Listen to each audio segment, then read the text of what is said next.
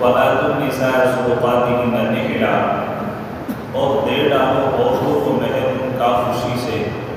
فَإِن تِبْنَ لَكُمْ عَنْ شَيْءٍ مِّنْهُ نَفْسًا، پھر اگر وہ اس میں سے کچھ چھوڑ دیں تم کو اپنی خوشی سے، فَكُلُوهُ هَنِيئًا مَرِيئًا، تو اس کو کھاؤ رچتا اور بچتا۔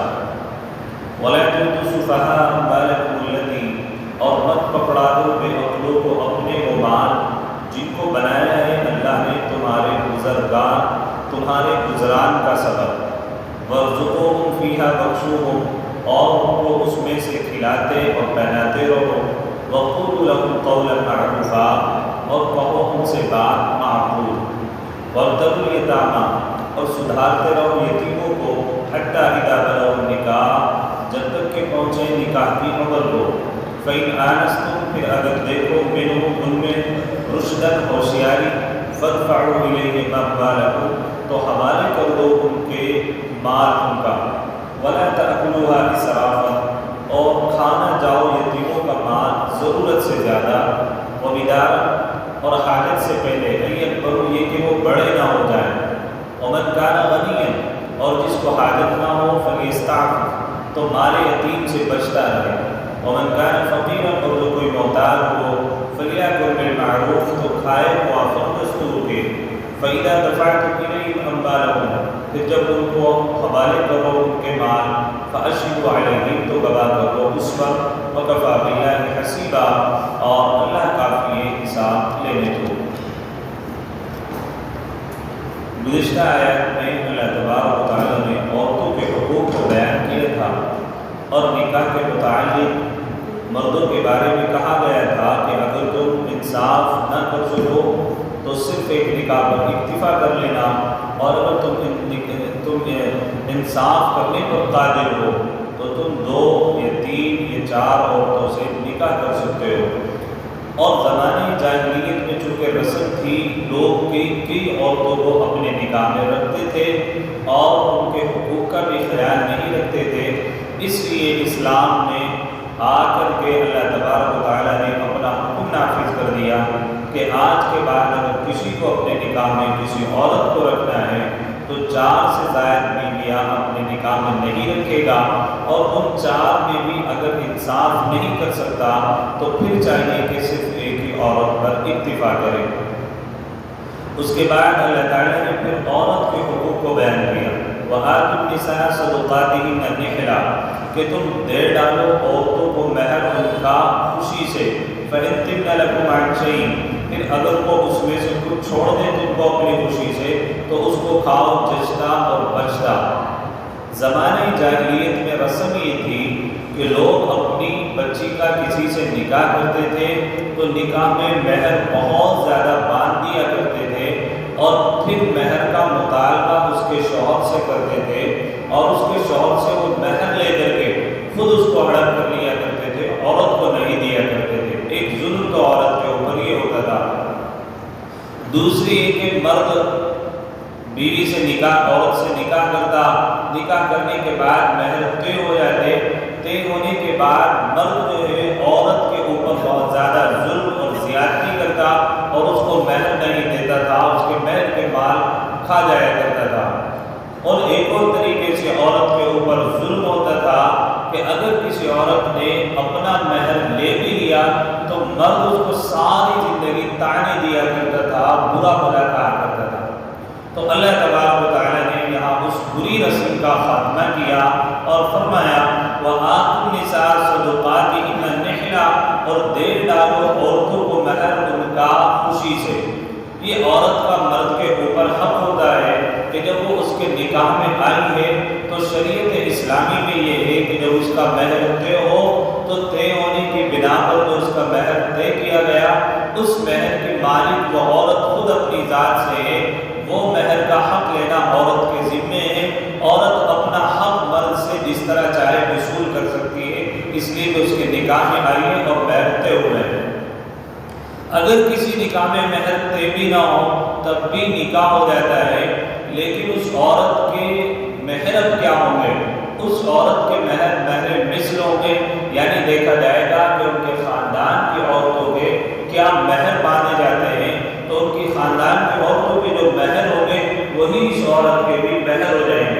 جیسا کہ آج کل ہمارے زمانے میں مہروں کے اوپر بہت زیادہ جھگڑا ہوتا ہے، تو اگر خدا نہ خواستہ کسی نکاح کے اندر مہر طے بھی نہیں ہوتے ہیں تب بھی نکاح تو مکمل ہو جاتا ہے اگر اس میں ایک وکیل اور 2 گواہ موجود ہو۔ 2 گواہی آدمیوں کی معتبر ہے کہ 2 مرد آدمی وہاں پر موجود ہو، ان کی نکاح میں، ان کی موجودگی میں نکاح مکمل ہو رہا ہے، مہر کا تذکرہ نہیں بھی آ رہا ہے تب بھی مکمل نکاح ہو جاتا ہے، لیکن وہ مہر مصر ہوگا جو اس کے خاندان کے عورتوں کا مہر ہوگا وہ اس کا خود بخود مہر ہو جائے گا۔ پھر دوسرے نمبر پر آتا ہے شریعت اسلامی میں مہر کی کم سے کم مقدار کیا ہے اور زیادہ سے زیادہ مقدار کیا ہے۔ کم سے کم مہر کی مقدار شریعت اسلامی میں 10 درہم ہے اور زیادہ کی کوئی حد نہیں، بندہ جتنا چاہے مہر اپنے ذمہ بنوا سکتا ہے، شرط یہ کہ وہ بندہ ان کو ادا کرنے پر قادر ہو۔ صحیح شریعت نے یہ کہا جیسا لڑکی کی بساط ہو اس کے اندر دینے کا، جتنا اس کے اندر جذبہ ہو یا اس کی حیثیت ہو، لڑکے کی حیثیت کے مطابق مہر باندھے جائے تاکہ وہ اپنے مہر فوری طور پر ادا کر دے اور بری ذمہ ہو جائے۔ اب بعض لوگوں میں آج کل ہمارے یہاں ایک بہت بری رسم پڑی ہوئی ہے اور تمام کے تمام لوگوں کی زبان پر ہے۔ سب سے زیادہ جو تذکرہ ہمارے یہاں مہر فاطمے کا ہوتا ہے، آج اس کی کھول کر کے آپ کے سامنے کیا اس کی مقدار ہوتی ہے اور موجودہ زمانے میں اس کی کیا مقدار ہے، مناسب ہوگا کہ آپ یہ تو نوٹ کر لیں یا اس کو محفوظ کر لیں۔ دوسرے نمبر پر ایک تو مہر فاطمی ہوتا ہے، دوسرے ہمارے یہاں بڑا شور ہوتا ہے نکاح کے موقع پر کہ شرع مومنی مانو، اس کو پتہ بھی نہیں ہوتا کہ لفظ کیا ہے، بس شرع مومنی مانو۔ شرع مومنی کوئی لفظ نہیں ہے ڈکشنری میں، شرع محمدی ہے اصل۔ محمد صلی اللہ علیہ وسلم کی شریعت میں مہر کی جو مقدار ہے وہ مہر مانو، اصل لفظ کیا ہے؟ شرع محمدی۔ کیا ہے بھائی؟ شرع محمدی۔ لوگ کہتے ہیں شرع مومنی مان دو، شرع مومنی کوئی مہر ہی نہیں ہے، شرع محمدی، محمد صلی اللہ علیہ وسلم کی شریعت میں جو مہر ہے وہ مہر مان دو۔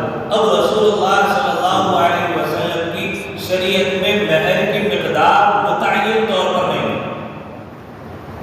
بچے کی حیثیت کے مطابق، لڑکے کی حیثیت کے مطابق جیسی اس کی حیثیت ہے ویسا مہر باندھا جائے، لیکن مہر کی کم سے کم مقدار متعین شرع محمدی میں ہے، اور مہر کی کم سے کم مقدار وہ 10 درہم ہے۔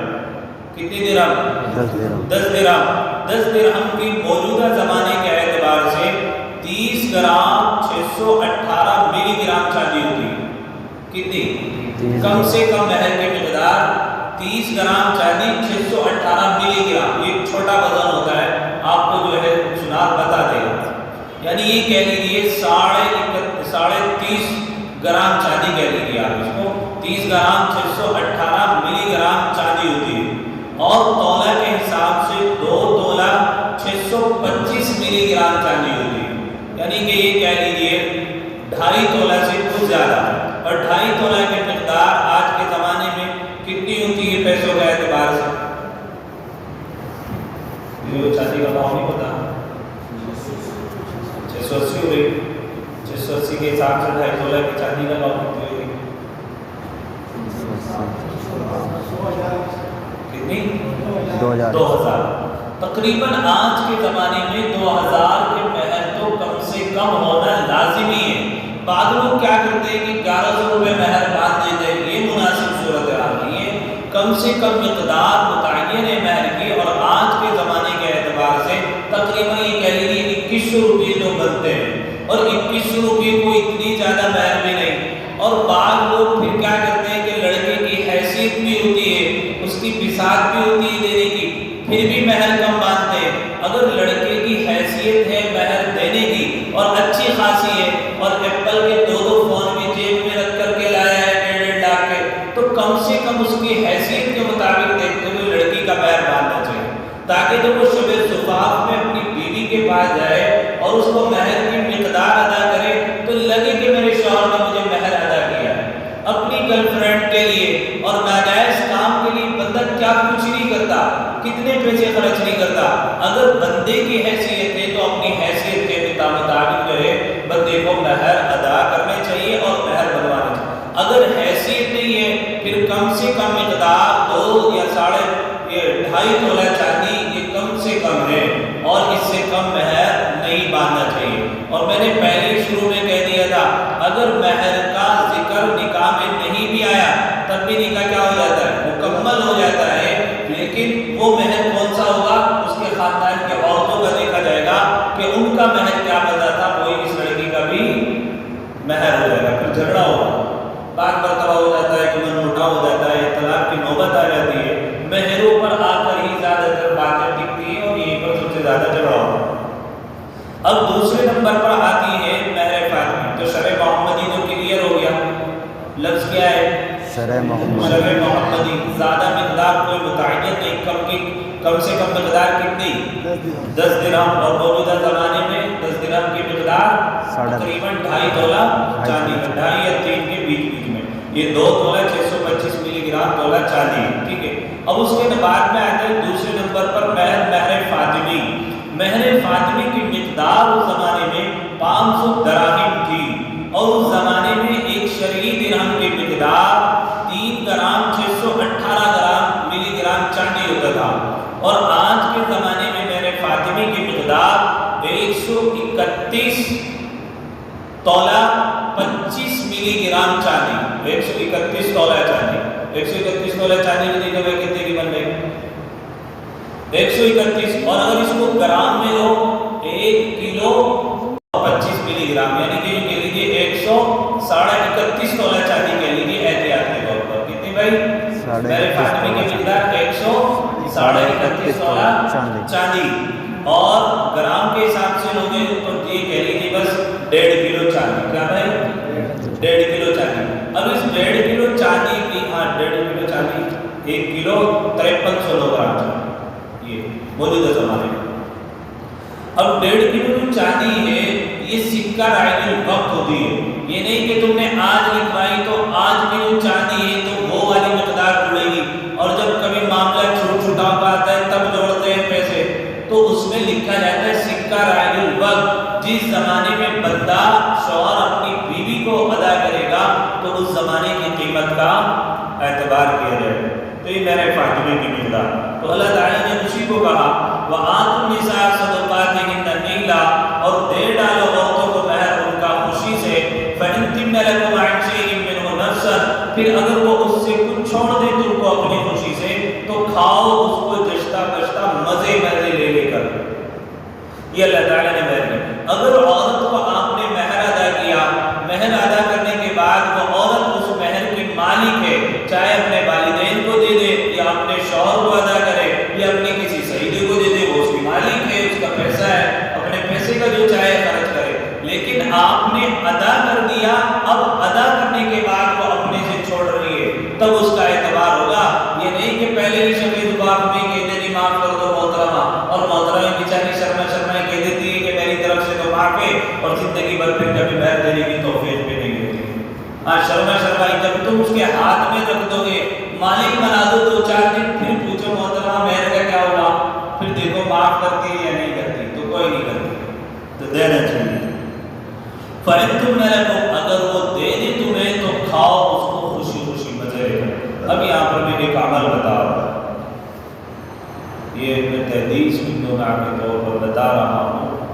ہمارے اکابر بزرگوں نے بڑا زبردست جو ہے نقطہ بھی بیان کیا اور وظیفہ بھی بیان کیا. اگر کوئی عورت اپنے شوہر کو اپنی مرضی سے خوش دلی کے ساتھ ان کو جگہ دبائی خوش دلی کے ساتھ مہر لوٹا رہی ہے یا عورت اپنے ان پیسوں سے شہد خرید لیتی ہے اور کوئی بندہ اس شہد کے اوپر 51 مرتبہ سورہ فاتحہ پڑھ لیتا ہے اور اس کے ساتھ میں بارش کا پانی ملا لیتا ہے تو وہ بارش کا پانی وہ شہد جو بندہ بھی کھائے گا جو کہ بے اولاد ہوگا تو انشاءاللہ وہی اس کو اولاد ضرور اللہ تعالیٰ کا. بڑے بڑے اکابر نے اس کا تجربہ کیا ہے اور یہ وظیفہ لکھا ہے. اگر عورت اپنی خوشی سے وہ مہر کے پیسے اپنے شوہر کو لوٹاتی ہے یا اس پیسوں سے شہد خرید لیتی ہے اور بارش کا پانی کسی نے اکٹھا کیا ہوا ہو، 51 مرتبہ کیا پڑھنا ہے؟ سورہ فاتحہ. سورہ فاتحہ پڑھنا ہے. ان دونوں چیزوں پر دم کرنا ہے. میاں اور بیوی جن کو اولاد نہ ہوتی ہیں وہ دونوں اس پانی کا اور اس شہد کا استعمال کرے تو انشاءاللہ العزیز اللہ رب العزت ضرور اولاد عطا فرمائے. پھر آگے اللہ تعالیٰ نے کہا وَلَا تُؤْتُوا السُّفَهَاءَ أَمْوَالَكُمُ الَّتِي جَعَلَ اللَّهُ لَكُمْ قِيَامًا وَارْزُقُوهُمْ فِيهَا وَاكْسُوهُمْ وَقُولُوا لَهُمْ قَوْلًا مَّعْرُوفًا. اس صورت میں اللہ تعالیٰ نے زیادہ تر معاشرت کے مسائل بیان کیے ہیں. آگے اللہ تعالیٰ نے پھر جو ہے یتیموں کا تذکرہ کیا کہ مت پکڑو بے عقلوں کو، مت پکڑا دو بے عقلوں کو اپنے وہ مال جن کو بنایا ہے اللہ نے تمہارے گزران کا سبب.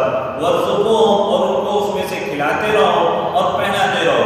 اللہ تعالیٰ یہاں پر کہنا ہی چاہتے ہیں کہ اگر کوئی بچہ یتیم ہو جائے اور وہ نابالغی کی حالت میں ہے اور آپ کے ذمے اس کی کفالت آ گئی ہے تو اب آپ کی ذمہ داری بنتی ہے کہ اس کے مال کو محفوظ کر کے رکھو.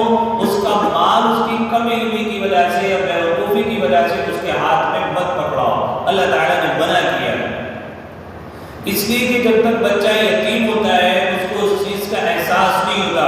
اور پھر یہاں پر اللہ تعالیٰ نے اگلی آیت میں یتیم کا تذکرہ کیا وَلَا تُؤْتُوا السُّفَهَاءَ أَمْوَالَكُمُ الَّتِي، اور بیان کیا کہ مت پکڑا دو بے وقوفوں کو اپنے وہ مال جن کو بنایا ہے اللہ نے تمہارے گزران کا سبب. یعنی اللہ تعالیٰ نے تمہیں مال دیا تھا اور وہ مال تم بے وقوفوں کے ہاتھوں میں دے رہے ہو، اپنی اولاد کو دے رہے ہو جو کہ ناسمجھ ہے بے وقوف ہے، اس کو اڑا دے گی، اس کا صحیح استعمال نہیں کرے گی. تو اللہ تبارک و تعالیٰ نے ایسا مال اپنی اولاد کو دینے سے بھی منع فرمایا.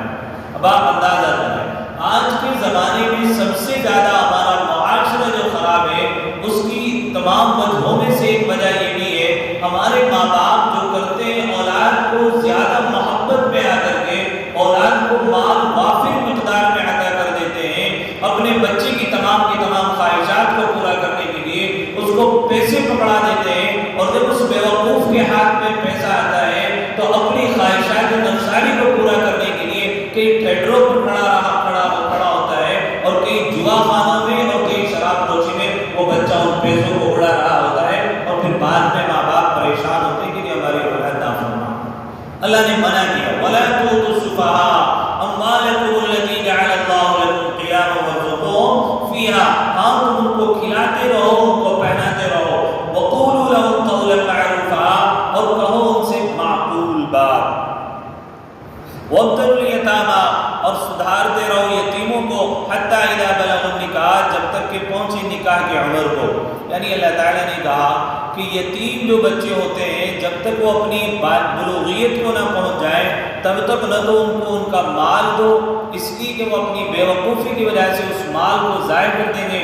تمہاری کفالت میں وہ بچہ آیا ہے تو تمہاری ذمہ داری بنتی ہے کہ اس یتیم کے مال کو صحیح طور پر خرچ کرو اور جب وہ بچہ بالغ ہو جائے تو اس کو وہ مال عطا کر دو. پھر اللہ نے کہا فَإِنْ آنَسْتُم مِّنْهُمْ رُشْدًا، اگر تم دیکھو اس کے اندر ہوشیاری، فَادْفَعُوا، تو حوالے کر دو ان کو ان کا مال، وَلَا تَأْكُلُوهَا إِسْرَافًا، اور نہ کھاؤ یتیموں کا مال ضرورت سے زیادہ اور حاجت سے پہلے کہ بڑے نہ ہو جائیں.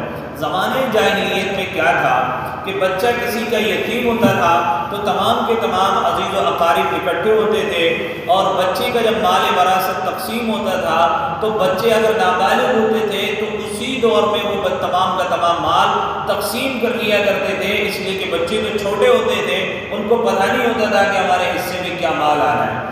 اس لیے شریعت مطہرہ میں یہ ہے کہ مرنے والا مر جائے، مرنے کے فوراً بعد اس کے مال میں سے سب سے پہلے اس کے کفن دفن کا انتظام کیا جائے گا. کفن دفن کا انتظام کرنے کے بعد اس کے اوپر اگر کوئی قرضہ ہے وہ قرضہ ادا کیا جائے گا. اس کے بعد اگر اس نے کوئی وصیت کی وہ وصیت پوری کی جائے گی اور اس کے بعد مال میراث تقسیم کیا جائے گا. اور اس تقسیم میں اگر بچے نابالغ ہیں تب تک تاخیر کی جائے گی جب تک کہ بچے بالغ نہ ہو جائیں. آپ اندازہ لگائیں اتنا صاف ستھرا معاملہ شریعت مطہرہ نے کیا ہے تاکہ کسی کے ساتھ میں ناانصافی نہ ہو، تاکہ بچہ ہونے کی صورت میں کوئی اس کے مال کو ہڑپ نہ کر جائے.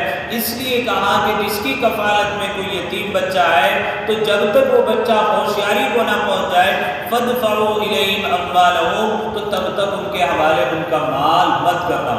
اور بعض مثالیں علماء مفسرین نے بھی لکھی ہیں.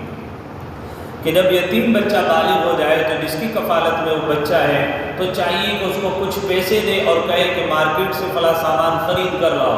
اب دیکھیں اس کے اندر ہوشیاری ہے یا نہیں ہے، کیسا مال لاتا ہے، کتنے کا لاتا ہے، کہ بیوقوفی والی حرکت کر کے زیادہ مہنگا تو خرید کر نہیں لا رہا ہے۔ یہ اور بھی کئی صورتیں بیان کی، یعنی کہ اس کا امتحان لو کہ اس میں عقل سمجھ بوجھ آئی یا نہیں آئی، اگر نہیں آئی تو روک کر رکھو اس کا مال، تاکہ جب وقت پڑے اور ضرورت پڑے تو اس کا مال اس کو خرچ کرنے کے لیے دے دو، جب تک کہ وہ پک نہ رہے اور ہوشیار نہ ہو۔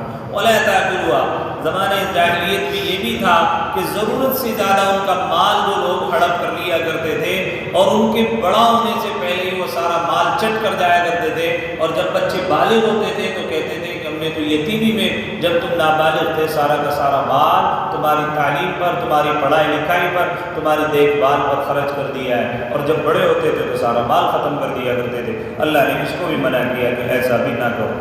ومن کان غنیا فلیستعفف، اور جو کوئی بندہ مالدار ہو تو یتیم کے مال سے بچتا رہے۔ ومن کان فقیرا، اور اگر کوئی محتاج ہو فلیأکل بالمعروف، تو دستور کے مطابق کھائے، یعنی کہ یتیم آپ کی کفالت میں ہے اور اس کا مال میراث میں اس بچے کا آپ کے پاس ہے، اب اگر آپ اس کی کفالت کر رہے ہیں تو دستور کے مطابق جتنا اس بچے کے اوپر خرچ ہو سکتا ہے اور ہوتا ہے تو آپ اتنا مال تو اس کے مال میں سے لے سکتے ہیں، اس سے زیادہ آپ نہیں لے سکتے۔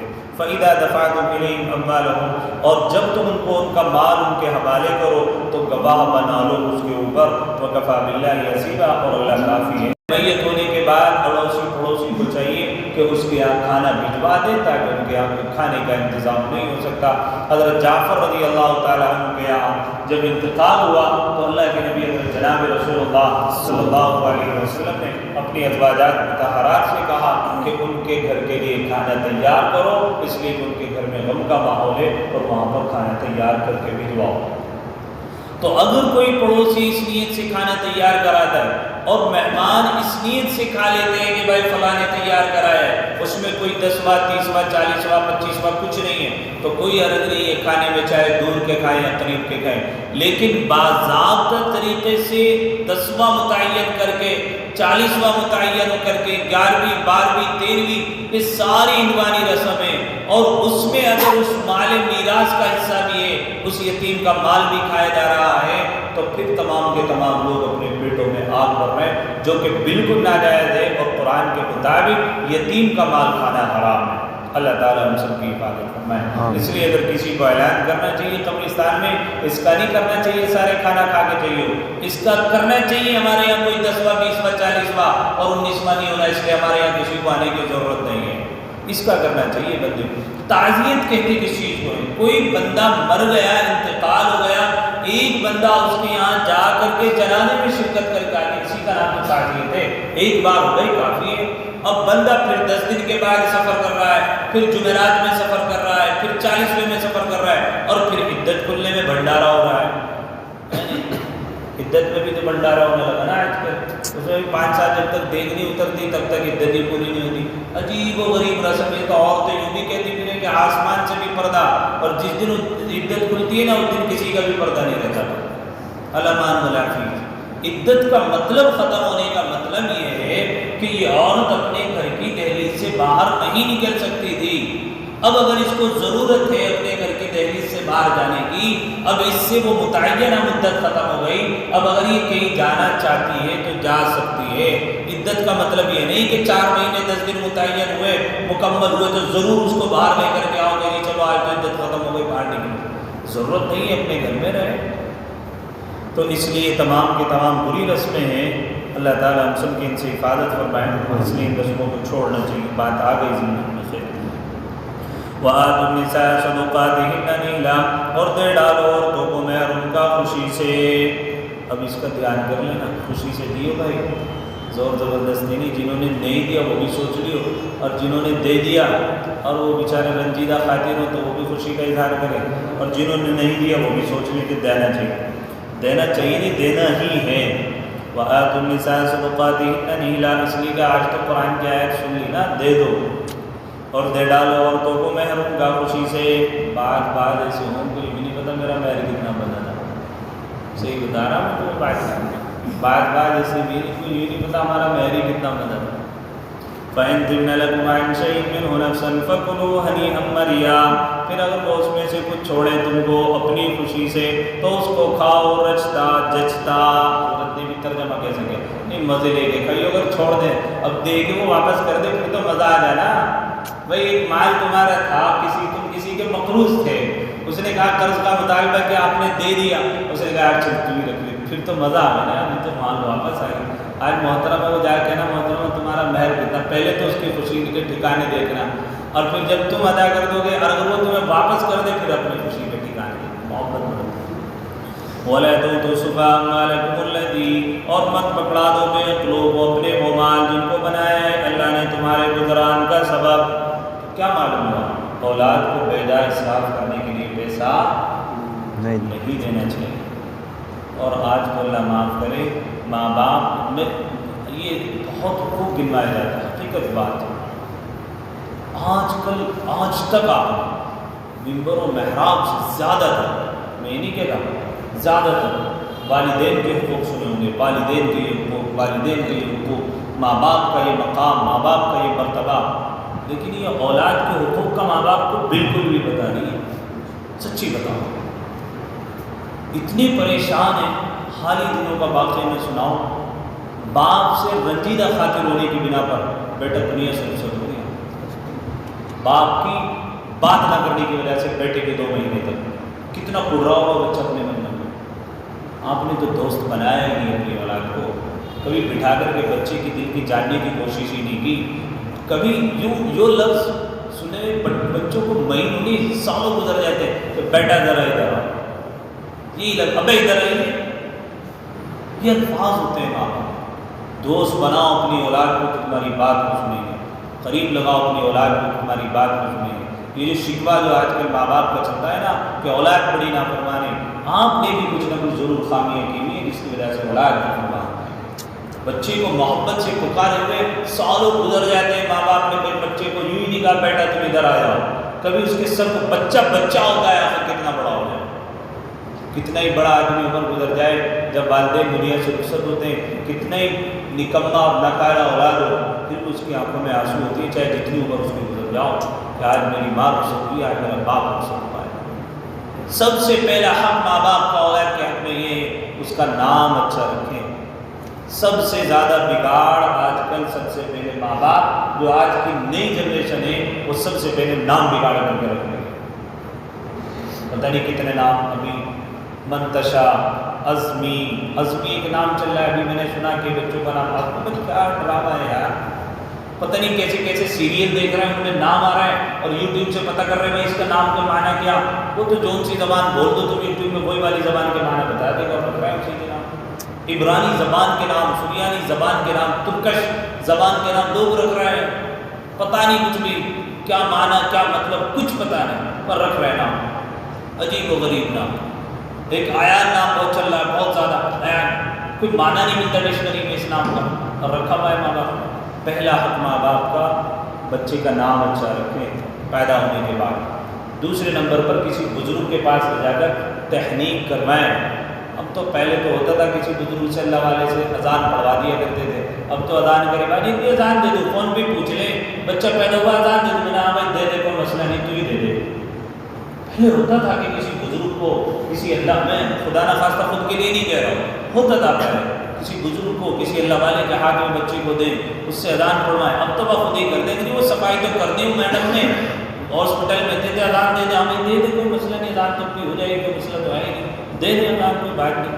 تحنیک کروائیں. رسول اللہ کے پاس تمام کے تمام صحابہ اپنے بچوں کو لے جایا کرتے تھے, کھجور ساتھ میں لے جایا کرتے. خوشی کے موقع دیے اسلام نے, جب خوشی نہیں ہوتی نبی علیہ السلام کھجور چباتے تھے اور چبانے کے بعد اپنے منہ سے نکالا ہوا دعا بچوں کے ہونٹوں پر پھیرا کرتے ہیں. اس کو تحنیک بولتے ہیں اسلام, تاکہ وہ جاذبیت وہ تاثیر جو اللہ والوں کے اندر ہے ہمارے بچے کے اندر پیوست ہو جائے. اور آج تو بس اللہ معاف کرے پیوست پتہ کیا ہو, بچہ پیدا ڈھنگ سے روتا نہیں, پہلے اس کی سیلفی لیں گے اور وہ پہلے واٹس ایپ پہ وائرل ہو جائے گا, ابھی کان میں اذان بھی نہیں دی گئی, اور اس کے بعد جا کے تو اس کے اندر تاثیر پیدا ہوگی.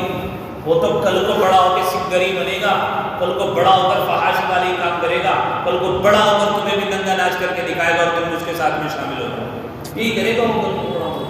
سب سے پہلے اس کو موبائل ہی چاہیے گا جب سب سے پہلا فوٹو کھینچا ہو، یہ کچھ ہو رہا۔ دوسرے نمبر پر تحریک کرائیں، تیسرے نمبر پر اس کی اچھی تربیت کریں۔ اچھی تربیت میں سے ایک چیز اللہ نے آج قرآن میں بتائی، وَلَا تُؤْتُوا السُّفَهَاءَ أَمْوَالَكُمُ الَّتِي، ان کو اپنا مال مت دو، کیا نہ دو بھائی، بیوقوفوں کو اپنا مال مت دو۔ اولاد تو سب سے بڑی بیوقوف ہوتی ہے، کیونکہ باپ کا مال ہوتا ہے نا، جب کماتی ہے اپنے منڈوں کی کمائی، جب کہتے ہیں ماں باپ کو تمہیں کیا پتا میں کتنی محنت کر رہا ہوں، جبھی تو احساس ہوتا ہے نا۔ جب تک ماں باپ کا پیسہ ہوتا ہے کوئی احساس نہیں ہوتا۔ وَارْزُقْهُمْ فِيهَا بَخْشُوهُمْ، اور ان کو اس میں سے کھلاتے رہو، پہناتے رہو، اچھا کھلاؤ اچھا پہناؤ، منع نہیں ہے، قرآن کہہ رہا ہے وَقُولُوا لَهُمْ قَوْلًا مَعْرُوفًا، اور کہو ان سے بات معقول بات کرو۔ اگر بچہ پیسے کی ضد کر رہا ہے تو معقول اچھے انداز سے سمجھاؤ، اچھے سے اس کو سمجھاؤ، نہیں بیٹے ایسے نہیں ایسے۔ وَابْتَلُوا الْيَتَامَىٰ حَتَّىٰ إِذَا بَلَغُوا النِّكَاحَ، اور سدھارتے رہو یتیموں کو جب تک پہنچے نکاح کی عمر کو۔ فَإِنْ آنَسْتُم مِّنْهُمْ رُشْدًا فَادْفَعُوا إِلَيْهِمْ أَمْوَالَهُمْ، پھر اگر دیکھو ان میں ہوشیاری تو حوالے کر دو ان کے مال ان کا۔ وَلَا تَأْكُلُوهَا إِسْرَافًا، اور نہ کھا جاؤ یتیموں کا مال ضرورت سے زیادہ، وَبِدَارًا، اور حاجت سے پہلے یہ کہ بڑے نہ ہو جائیں۔ وَمَنْ كَانَ غَنِيًّا فَلْيَسْتَعْفِفْ، اور جس کو حاجت نہ ہو مال یتیم سے بچتا رہے۔ وَمَنْ كَانَ فَقِيرًا، اور جو کوئی محتاج ہو، فَلْيَأْكُلْ بِالْمَعْرُوفِ، تو کھائے موافق دستور کے۔ فَإِذَا دَفَعْتُمْ إِلَيْهِمْ أَمْوَالَهُمْ، پھر جب ان کو حوالے کرو ان کا مال، فَأَشْهِدُوا عَلَيْهِمْ، تو گواہ کر لو اس پر۔